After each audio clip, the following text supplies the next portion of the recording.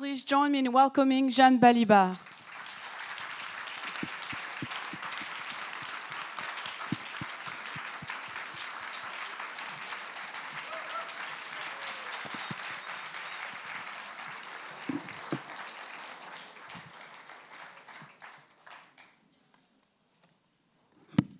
There's a lot to discuss. Or not, actually, because it's such a film, I think, that you need time to take in, really. But maybe we can start from the beginning, Jeanne, because I think I read that you have been offered to play Barbara before, throughout your career, but that particular project that Pierre-Léon talked to you about caught your attention. Can you tell us what it was? Yes, that was so what happened, I was offered a few times to do Barbara on stage or on screen, and none of that really appealed to me until this very good friend who's also director, Pierre-Léon, offered me to write a script for me on that subject too, and I said, great, I trust you completely. And so he and Renaud Legrand, they wrote a script that was much more, that was actually that was 10 years ago. And it was concentrating on the moment where she became a star, which was the few years between L'Écluse, that cabaret on the left bank, and her first Bobino or Olympia. I don't remember right now. So they wrote the script, and then they went to look for funding and couldn't find anything at all because they were underground movie makers, and it's very difficult for certain directors to find money in France for films. And it had always been understood between us, because we'd always said, half joking but half seriously too, there's going to be other offers to do Barbara, because it's going to be like that my entire life, which is kind of weird, because when I was 17, 18, I remember people were always telling me, oh, it's mad how you look like Bernadette Lafont. And then after, I don't know, like 6, 7 years later, it was Barbara. And then we all said, well, you know, there are going to be other ideas for other biopics of her. And if we can't make this one film, and there's another offer that is a good offer, it was understood between us that I would do it. And then a few years later, I was in Cannes for a very, very, very bad film that was opening the film Cannes Festival, the big stuff, the main section. And on the following day, I got a call from a producer who said, oh, I saw you on the stairs yesterday, and I thought, I was with my daughter, and we thought it would be so great to produce a film about Barbara with you. And by this time, Pierre had really, it was kind of clear that they were not going to find the money. And I said, yes, okay, why not? Well, we can have a talk about it. And then he said to you, what would be your ideas for somebody to make the movie? And Mathieu Amalric and I, we were together for a long time, and we have 2 kids, and we'd been separated for a long time, and on the whole, we get on very well. But at that moment, we had an enormous row about education of children, and we really were fighting at that moment. So I never said Mathieu Amalric. That was not at all. And then this thing went on, and 6 months later or so, maybe more, my best friend said to me, and what about this Barbara project? What is happening with this? And I said, well, I don't know, it's going nowhere, and poof. And she said, but what about Mathieu? And I said, yes, that's right. Because we had been, you know, like, again, getting on very well for a long time. And then I called him and I said, would you be interested? And he said, yes, absolutely. So he went to see Pierre Léon, and Pierre gave him his script. And then this was the first thing Mathieu worked on, and he transformed the script a lot, of course, and he made it his. But yes, that's how all this happened. And so you had not worked, so you co-starred with Mathieu on several films throughout your career, but it was the first time since, I guess, the Stade de Wimbledon that he directed you. How was it to work with him again in that capacity?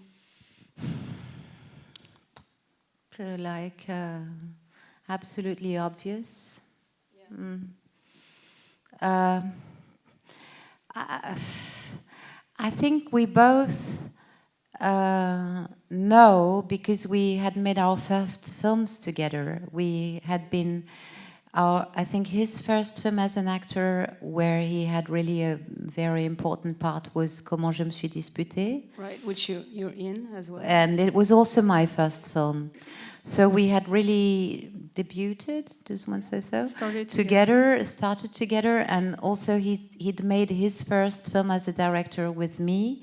So we... Mange ta soupe. Yes, Mange ta soupe and Le Stade de Wimbledon. And then I think because of having learned together, actually, how we...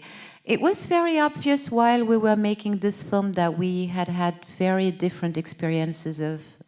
we had worked with different directors and they were not the same, and we had different habits, we had developed different habits in working, but still there was something at the core of our common work that was very, very much the same. And I think most of all that we like to go on set not knowing what we're going to be doing on that day, like I was saying the other day, anthology. But in this particular case, it was particularly true because I had done something that I never do. I had learned all the lines before shooting. Of the script, so you know the script very well. And also other texts from her memoirs. And very often we would come to set in the morning and start rehearsing, and I would take bits of the text from other scenes or that were not in the scene of the day. And so we reinvented the script every day. Well, actually, he said something very lovely about working with you. He said it was like free jazz. So this ability just to improvise, but having a strong sense of the material, but being able to improvise and be free, I guess, to do what you felt was important to do at that time, yeah.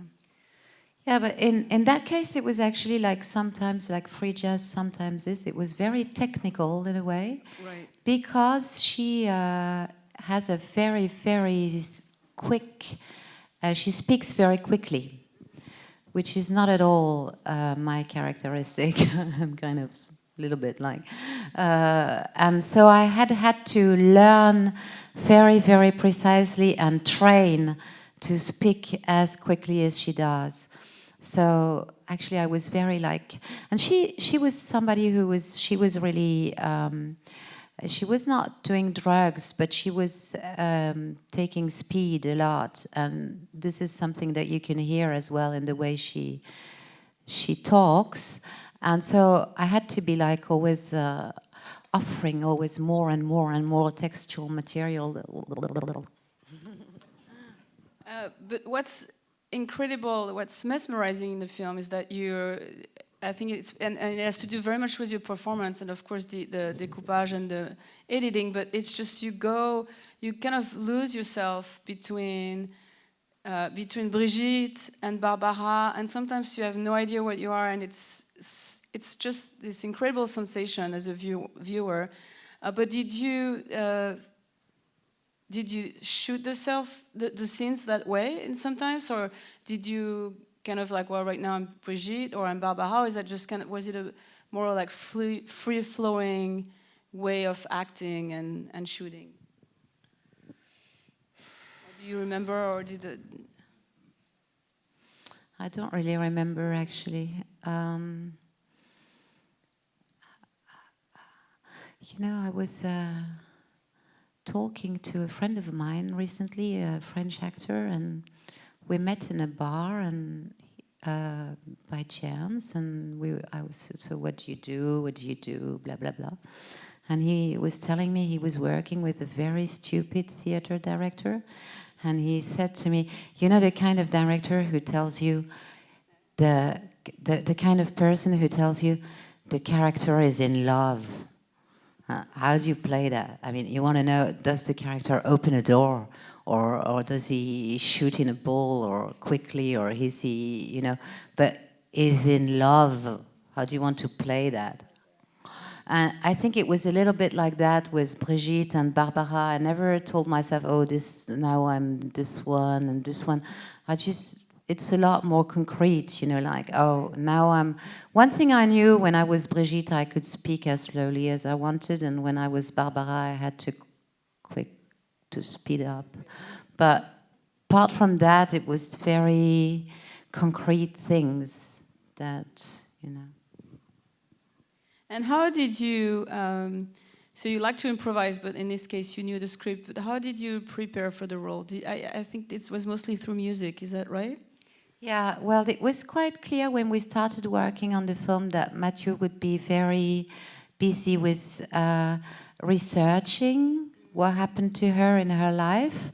And I decided I was going to concentrate on the music, because I thought this is something, well, I have done 2 records and I have sung as well, and I know I have experienced it as well, what it is to go on stage for singing or to be on tour, or the life of a musician, which is very, very different actually from the life of an actress. But what I didn't know at all was what it was to compose music and to to play the piano and when one is singing.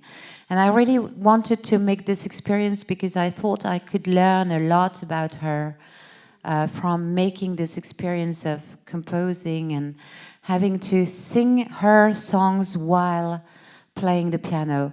And I think I really had the feeling that I did learn a lot about her by simply concentrating on the very concrete actions that she did her entire life. And so, for instance, one thing I discovered is that it was completely... It wasn't only because she was very nervous or whatever that she had this very quick pace in talking, because she also sings very quickly. There are lots and lots of words, and this is something which is specific to the French songs, actually. You have many more words in French songs than in English or American songs, for instance. And it's also specific to the French singing of the time, after the war, and chansons à texte and things like that. But also, I think it's because they are so sad, the songs are so sad. If you don't speed up, you just can't sing them because you cry. That's something you say at some point in the film, right? Yeah, that's right. I told that to Mathieu, and then he put it in the film. Yeah, because I was really amazed finding out about this. Yeah. I mean, one of the things that I was wondering actually if it was actually something that Barbara did, or is that your interpretation of it, but at the very beginning of the film, when the credits are still rolling, how she's explaining what she wants the song to sound like. So she says, well, you know, it takes place in November, but it's March weather. And it's so much about sensations, and the process of writing, her process of writing is really interesting. She's very... But that's her voice. So that's her voice. That's her voice at that moment. Interesting. Yeah. Like when you were saying it's... you were kind enough to say it's mesmerizing because you don't know who is who. I think this is for all of you, but not for me, because I always know who you are. Who. Yeah. Yeah. So that's not my experience of the film, of course. Well, let's open it up for questions. If you have a question, if you can raise your hand, and there are people with microphones in the aisles. Not quite yet. Oh, there's a question right here.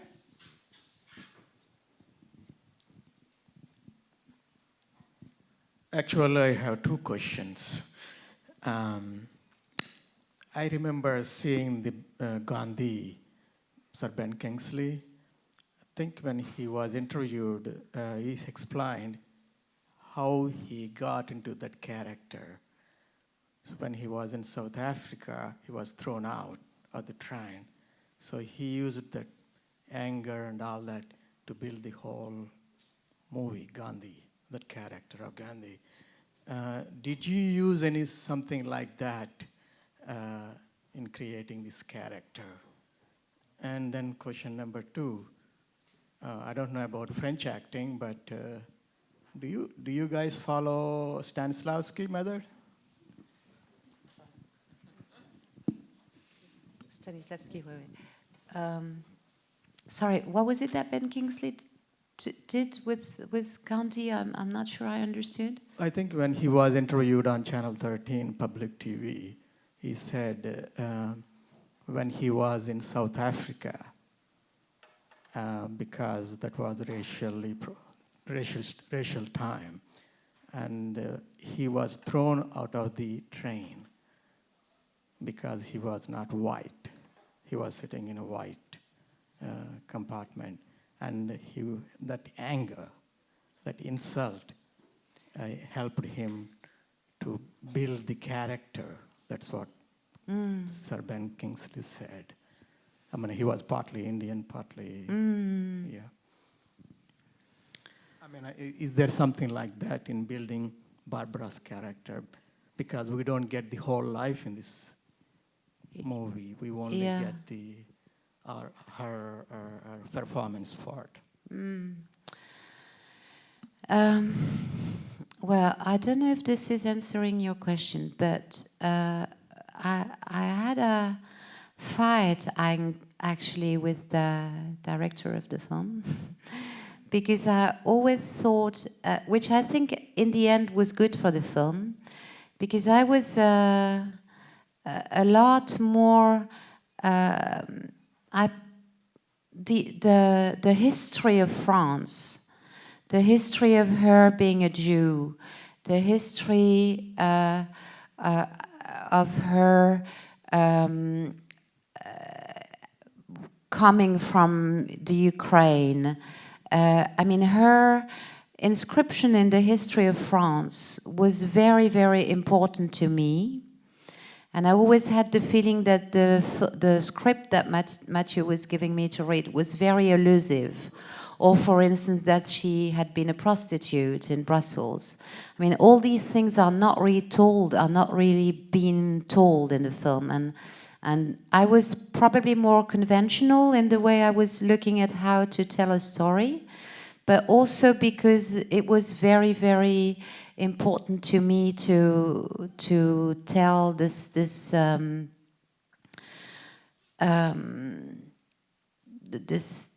story of the outcast that she was. And I couldn't tell you, or maybe I wouldn't want to tell you right now what would be my personal analogy, or I think these are things that are very difficult to talk about because obviously there's no way I can say there is something in my own experience which is analog to having been a Russian Jewish girl in France in the 1930s and 40s. So I'm not really answering your question, actually. I'm circling around your question. But that part of her story was important to you.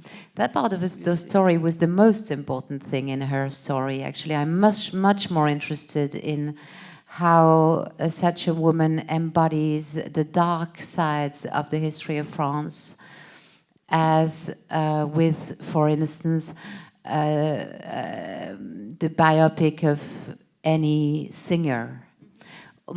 Much as I loved her as a singer, she's someone who was extremely committed to unhappiness and the experiences of the worst kinds for all sorts of reasons, and I think that was the most important for me. I'm not sure I'm very keen on telling you right now here why.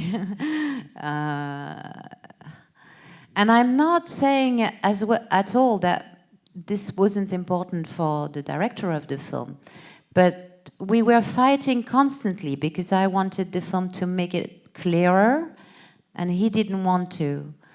And I think one of the reasons he didn't want to make it clearer is that there were two reasons.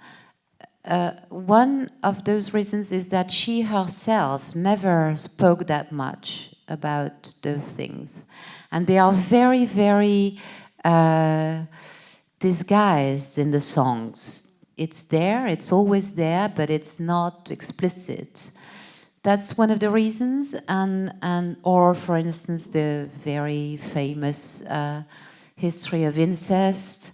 She never wrote about it. She wrote at the end of her life something that wasn't meant to be published, and was in the end, but she never explicitly told that story of the, or it is in her book that was published after her death, but it wasn't like, I want to now, like someone like Christine Angot in France at the moment, who's a writer who really writes a lot about having been raped by her father. It was not at all Barbara's position. So on the one hand, it was, you know, being true to what she herself had done during her life. On the other hand, we had a common, and on that point we very much agreed,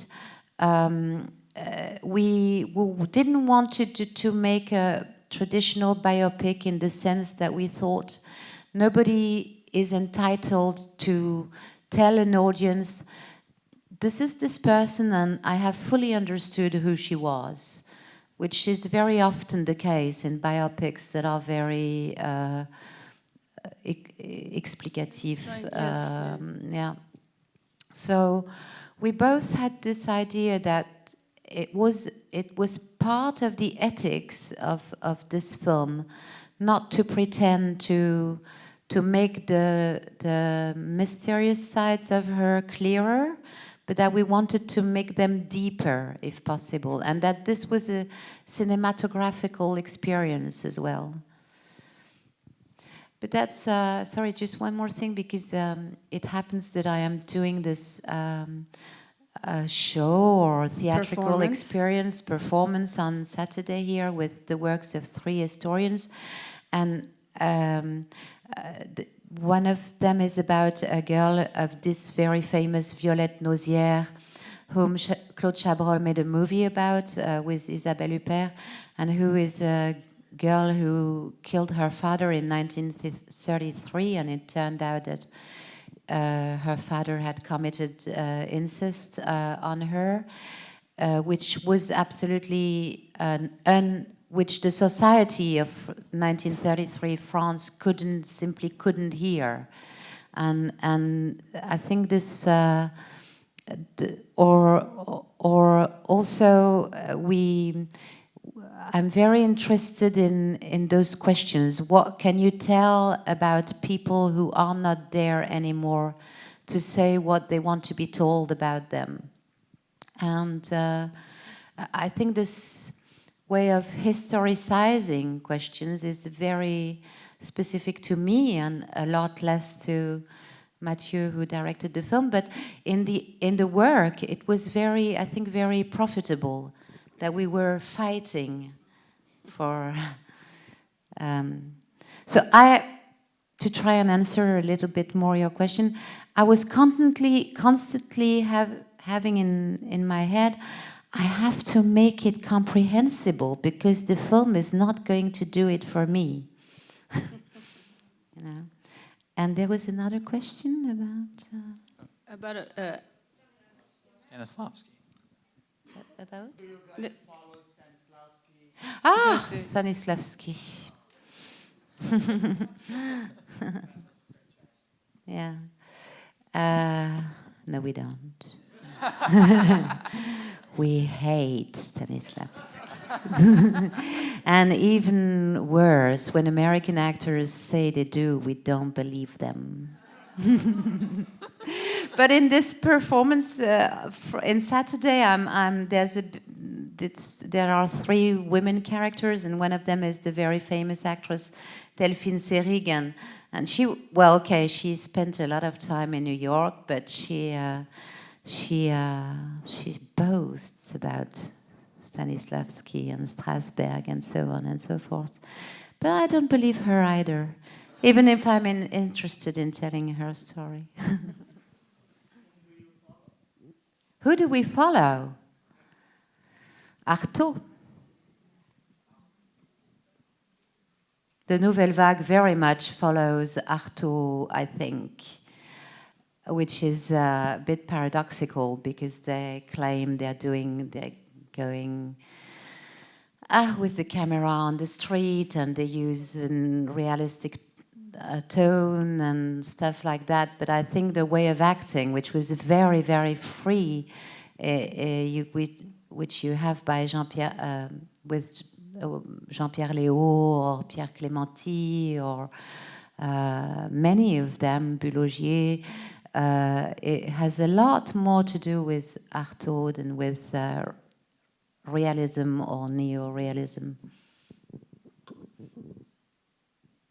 We'll have to get back to that at some point. That's interesting. I thought there was a question maybe in the middle. I know, here. If you want to bring the microphone right here, please. Thank you.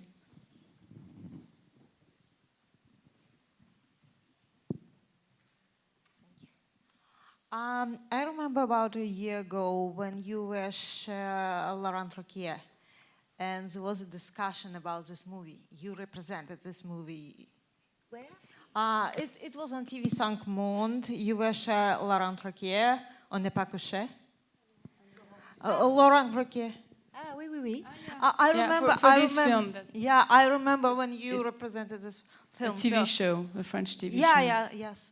And when I was coming here, I was looking forward to it. I knew what it was about. And to tell you the truth, the film, when I saw it, even though I liked it very much, it left kind of a very, it's kind of a hard impression sad impression, because it was her life and it was transmitted through the film. How did you cope through the tournage of the film? I don't know. My thought was all the time, it must be really difficult on an actor to do that. And second question, it's extremely silly question. Never asked something like that in my life. Your shoes. Your Brigitte, she wears the same shoes, right? Is it something symbolic, or like a good charm or something? No, I was very frustrated because, as you may have noticed, I didn't get to wear them that much in the film. So I asked the producer if he could give them to me. And I know I don't find your question silly. I find it a little bit silly that I am wearing these shoes just after having shown this film. But it so happened that I tried something else earlier on in my room from the mirror, and I didn't like it. And in the end, I ended up with those shoes. But they are good, aren't they? They were designed by Rihanna. And, frivolous things are never frivolous in films and in the film world. And above all, clothes and costume questions are never frivolous, in my opinion. And I think lots of actors find that they they get into a part once they have found the costume. And these shoes were very important because when we worked on the opposition between Barbara and Brigitte, I said to the costume designer, you know what, we should look at Rihanna, because this would be the absolute opposite of Barbara in many, many ways. For musical reasons, for historical reasons, so we really did a lot of research on how Rihanna dresses herself, which was not very difficult given her Instagram popularity.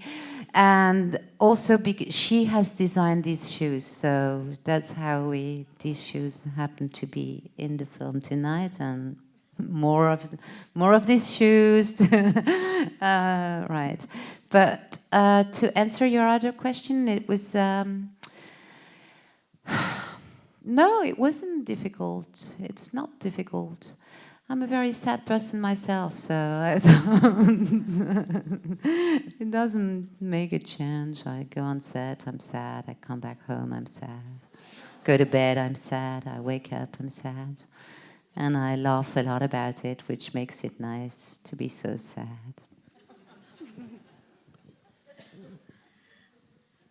Let's take one more question, and then I want to go back to the show of Les Historiennes. Jeanne, but just one more thing about that. It is. I don't think characters are. I think what is difficult on set is when you are working with unpleasant people. On this set, everyone was so not only nice but also sensitive, and we were lots of people who had often worked together, and the DOP, we made lots of films with him, and the sound engineer, and lots of the actors, and so there's no way you can feel. It was a treat to go on this set. Yeah.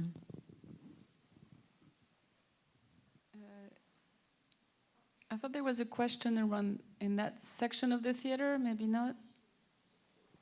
Yeah. Okay, I'll speak loud. I was confused because you played it so well, and the movie meshed the two personas so well that we are arguing: was Barbara ever on stage, or was it all you? No. There's lots of Clips of her as well. Yeah, there were. But it's difficult to tell them apart, and I think that's what makes the film so interesting, really. But I'm not sure. This is.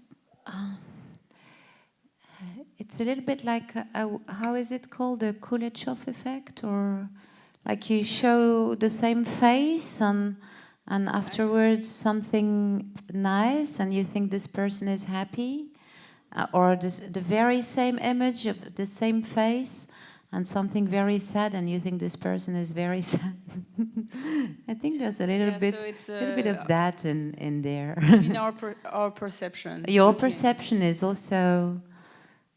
I mean, because it's very kind of you to say, because I played it so well, and there's nothing more stupid than false modesty, and I accept the compliments, and I'm very happy about them.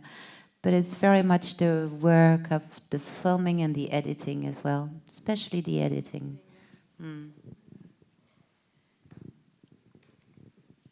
Well, we can. Oh yes, I'm sorry. At the very beginning of the film, when you want the car to stop on the bridge, you want to take a walk. For whatever reason, I thought you were about to commit suicide. That would have been a short film. Back to Russian melancholy, yeah. No, yeah, it's terrible. Every time I do anything on the film, everyone thinks I'm going to commit suicide.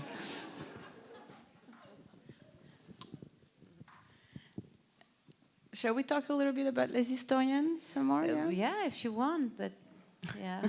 Well, you've been so the performance on Saturday is something that you are creating right now, almost as we speak, because Jeanne has been thinking about it and she's been working on stage. She was there yesterday and she's coming back on Thursday. But if you could talk a little bit about your, maybe about the starting point of this project and your interests in both the writers and the subjects. Yeah, well, I was asked by a friend of mine. Well, let's put it that way. Before I became an actress, I studied history, and then I changed, and my life changed completely.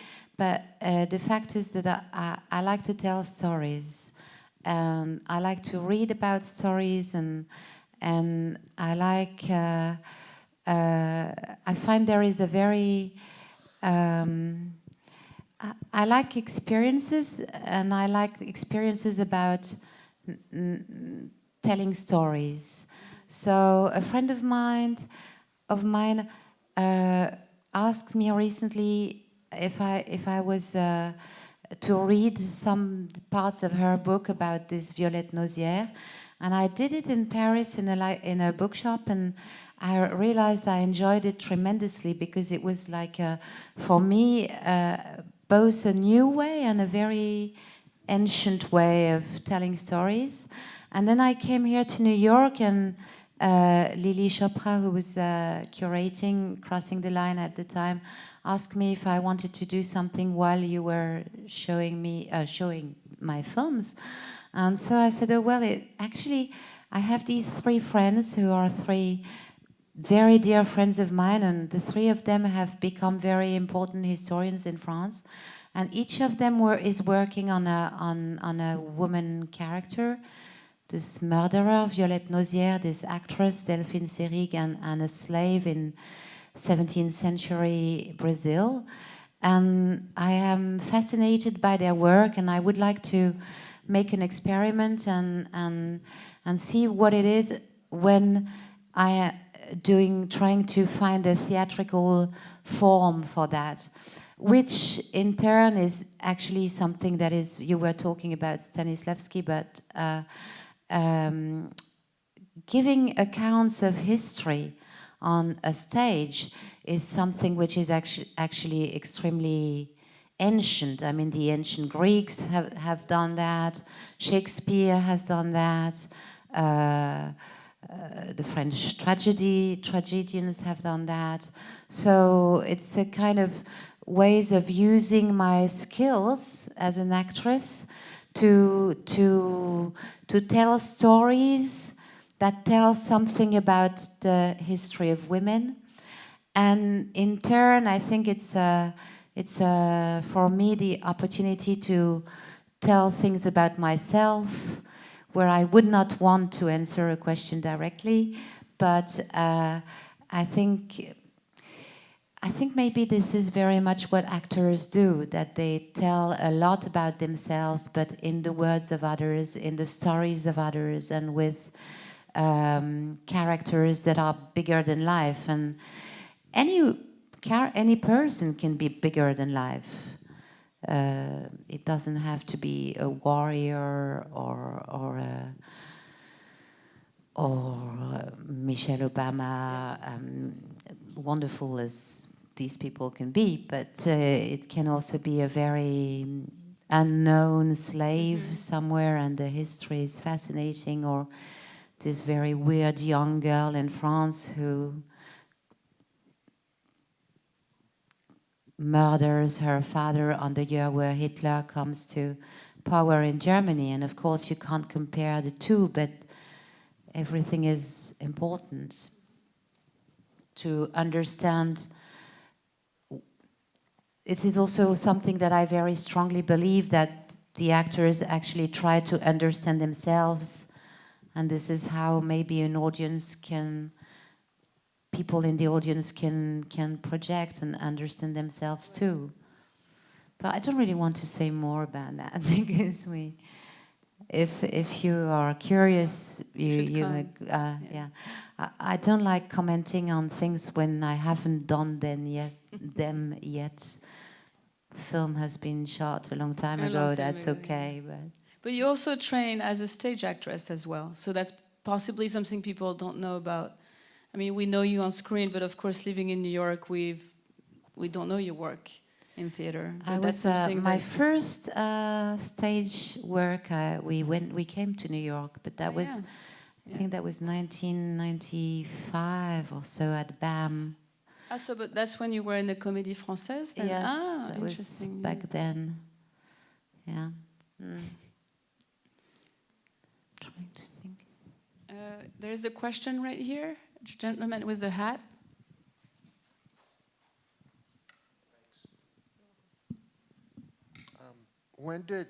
What period was the story in? I noticed you were receiving a fax In the film, yeah. and rotary phones. Yeah, well, it's I mean, and you mentioned your year of birth. my year. De naissance. Character mentioned your birth. Yeah. I think it's the way Mathieu Amalric works. I often characterize his work as impressionist, like the Impressionist, yeah. impressionist. So there are several different periods of time that are being alluded to in the film. The fax is, I think, well, she died 1997. I think the fax was 1995, or at the time where she was very committed to. She did a lot of work for people with AIDS. Oh, I see. And she lived in this house in the country, well, not very far from Paris, but still in the countryside. And she had 2 telephone lines, do you say so? One for everything and the other one for people who had AIDS, and they could call her anytime. And she also used this fax a lot to write to people and to comfort people and to write about herself. That's actually when I was telling, these memoirs that have been published after her death. I think a lot of it were faxes that she sent to other people. Mm. So towards the end of her life, I guess that's, yeah. Are there any other questions? Yes, in the back.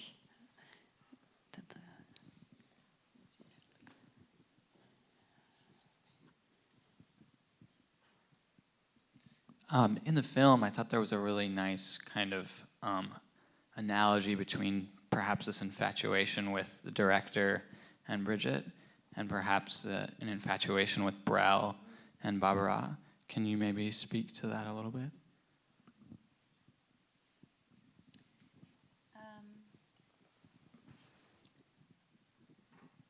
An infatuation of Brel to Barbara? Yeah. As a matter of fact, in For Real, she was very much in love with him. And they had an affair, but he was very nasty to her. Much as I don't like to say this on the anniversary of his death, I think he was nasty to a lot of women. And she was very, I think it has been very painful for her. But Mathieu wanted to give, I don't think he was, what was interesting, I think the reason he decided that the character of Eve was going to be infatuated with Brigitte or with Barbara is because she was somebody a lot of people were very, very much in love with.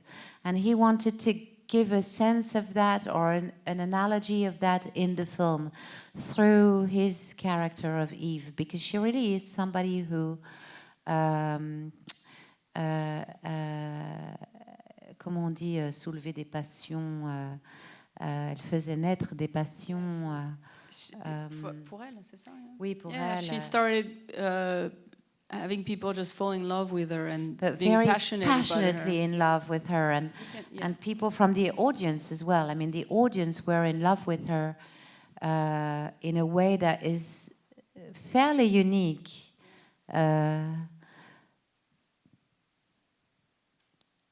Because it was like with Johnny Hallyday or but it had something mystical, something very. She was a very mystical person anyway. She always compared her. She always says they're a singer, being a nun, being a whore, and being a singer are the same job.